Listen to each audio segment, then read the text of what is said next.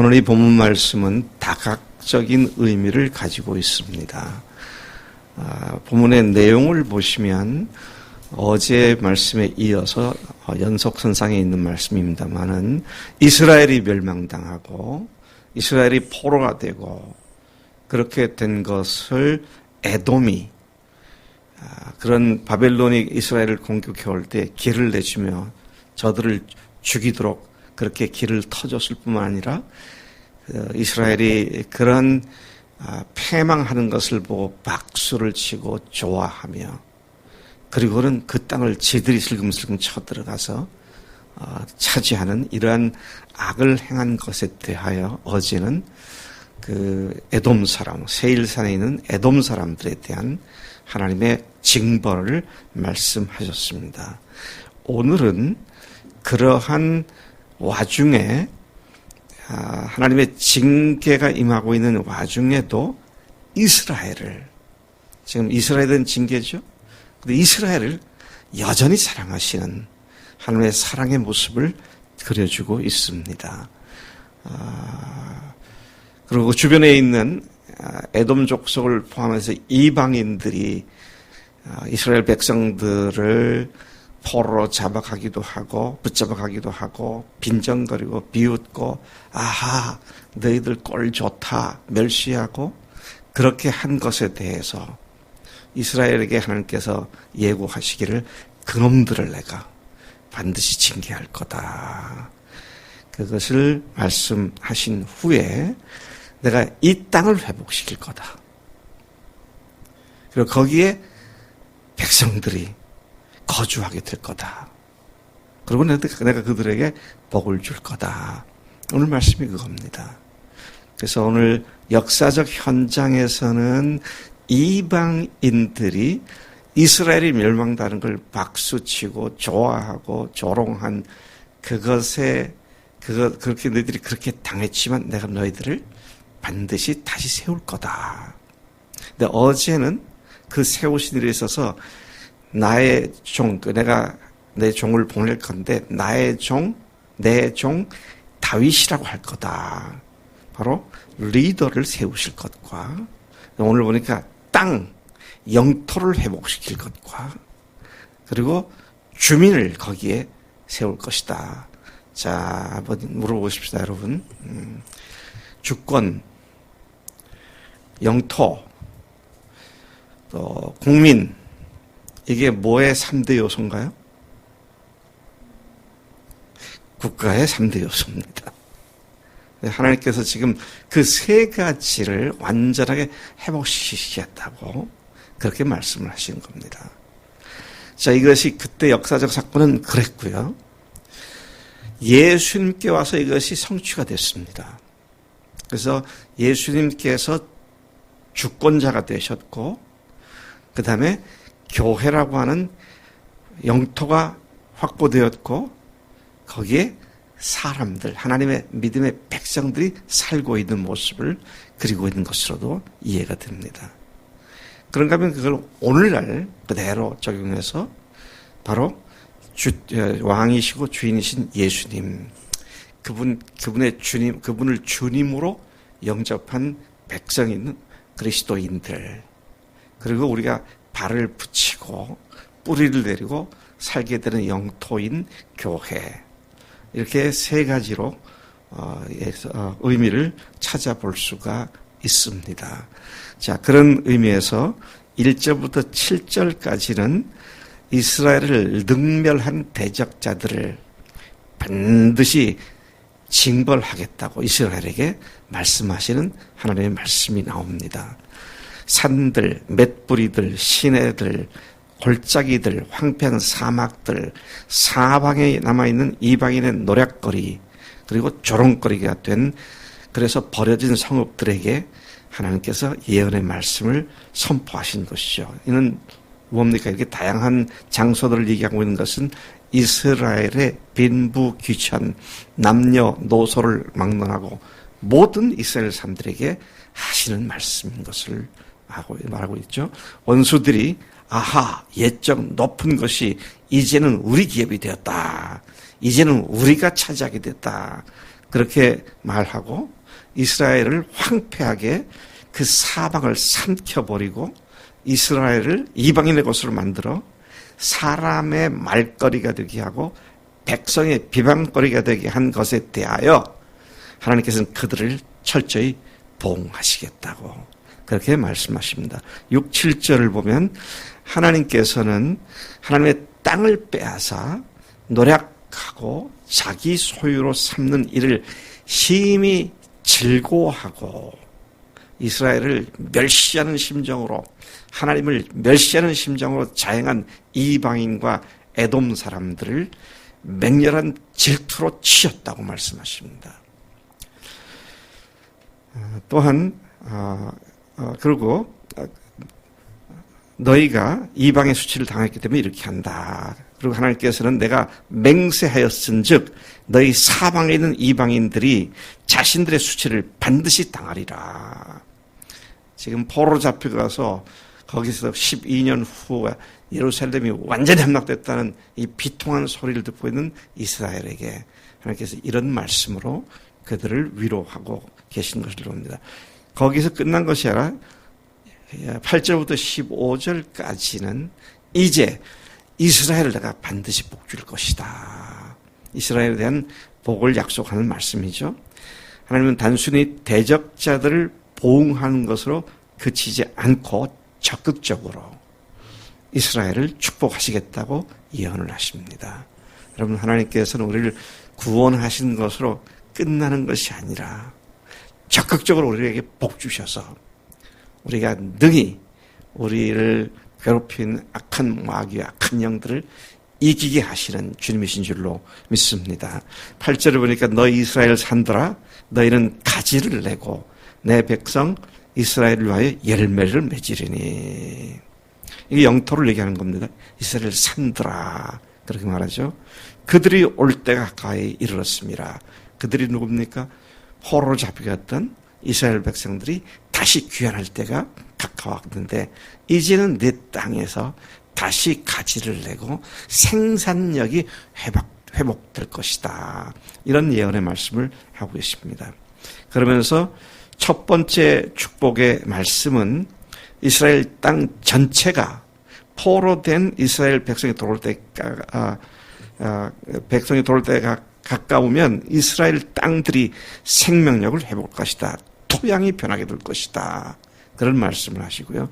둘째는 9절을 보니까 내가 돌이켜 너희와 함께 하리니. 이스라엘에 있는 영토, 산들, 또 아까 얘기했던 맷뿌리, 시내, 언덕, 골짜기 이런 것들을 모두 함께 할 것이다. 하나님이 함께 하시는 하나님의 땅이 될 것이라고 말씀하십니다. 임마누엘 하나님이 되실 것을 축복하시는 말씀이었습니다. 오늘 우리는 십자가에서 죽으시고 부활하셔서 우리의 주인이 되신 예수님과 영원히 함께 사는 복을 누린 자들이 되었습니다.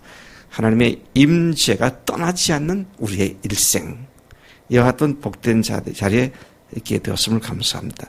세 번째 그 땅에 주시는 축복이 뭐냐? 사람들이 내 위에 거주하며 더욱 아름다움의 삶의 자리가 될 것이다. 9절을 그렇게 말하고 있습니다. 사람이 너희를 갈고 심을 것이며 내가 또 사람을 너희 위에 많게 하리니 이들은 이스라엘 온 족속이라. 그들은 성읍들에 거주하게 하며 빈 땅에 건축하게 하리라. 네 땅이, 이스라엘의 땅이 이렇게 될 거다. 그리고 네 번째 보면 내가 너희를 번성케 하고 처음보다 낮게 대우할 것이다.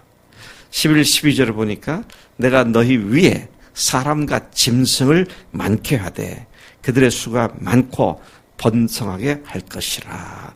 너희 전 지위대로 사람이 거주하게 하여 너희를 처음보다 낮게 대우하리니 내가 여호와인 줄을 너희가 알리라. 여러분, 오늘 우리가 구약의 이스라엘 백성들이 하나님을 섬기고 하나님께서 그들을 복 주셨다고 하는 그 복과 예수님의 십자가와 죽으심, 부활로 우리가 구원받고 하나님의 백성이 되어 하늘에 속한 모든 신령한 복을 다 받은 자들로서 하나님께서 교회를 어떻게 2000년 동안 대우해 오셨는지 보면 그 전 2000년 이스라엘 역사와 현격하게 대조되어 교회를 하나님께서 얼마나 크게 복 주셨는지를 우리가 잘 알고 있는 것입니다.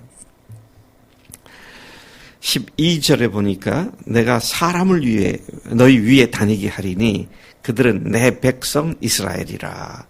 그들은 너를 얻고 너는 그 기업이 되어 다시는 그들이 자식들을 잃어버리지 않게 하리라. 여러분, 아무리 역사 속에서 험한 핍박의 시대가 있었다 하더라도 하나님의 교회는 그리고 그 위에 살고 있는 하나님의 백성들은 오히려 핍박 속에 더 놀랍게 복음을 전파하고 세상을 변화시켰던 것을 잘 알고 있습니다.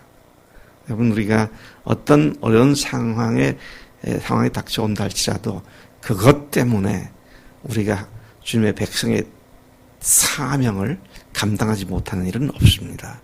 하나님께서 그렇게 우리의 교회 공동체를, 우리의 토양을 이미 그렇게 완전하게 만들어 주셨다는 말씀인 것이죠.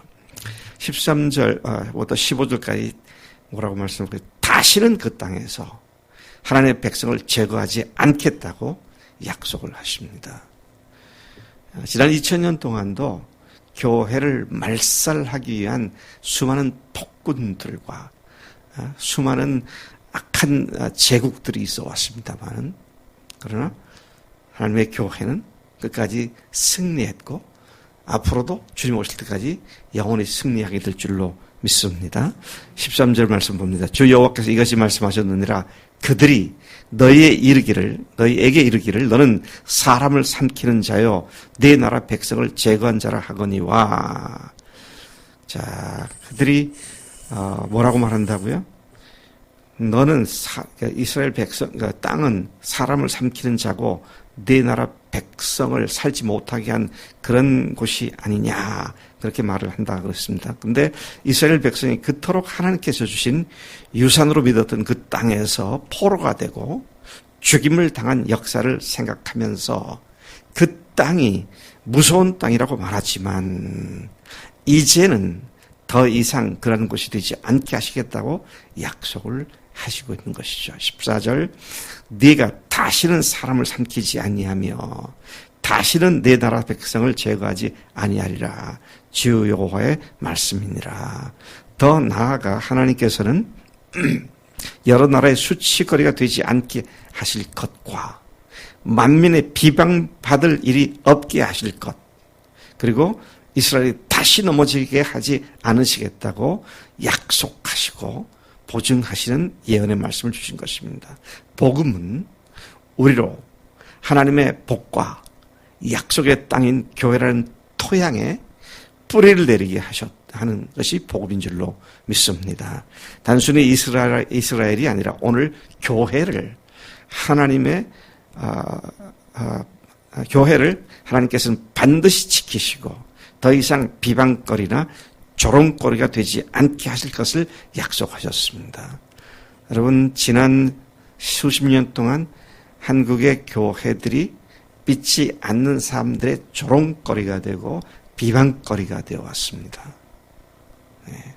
이것 보고요, 그리스도인들이 분개하지 않고 회개하지 않는다면 소망이 없어요. 정말 주먹을 불끈 쥐고 분연히 일어나서 하나님의 이름을 모욕하는 자들에게 하나님 누구신지를 보여주는 믿음의 당당한 승리가 우리의 몫이 돼야 할 줄로 믿습니다. 그런데 하나님께서 그 옛날 이스라엘 역사를 통하여 오늘 하나님께서 우리를 그렇게 하시겠다고 격려하시고 약속해 주시는 말씀인 줄로 믿습니다. 교회는 언제나 교회다워야 합니다.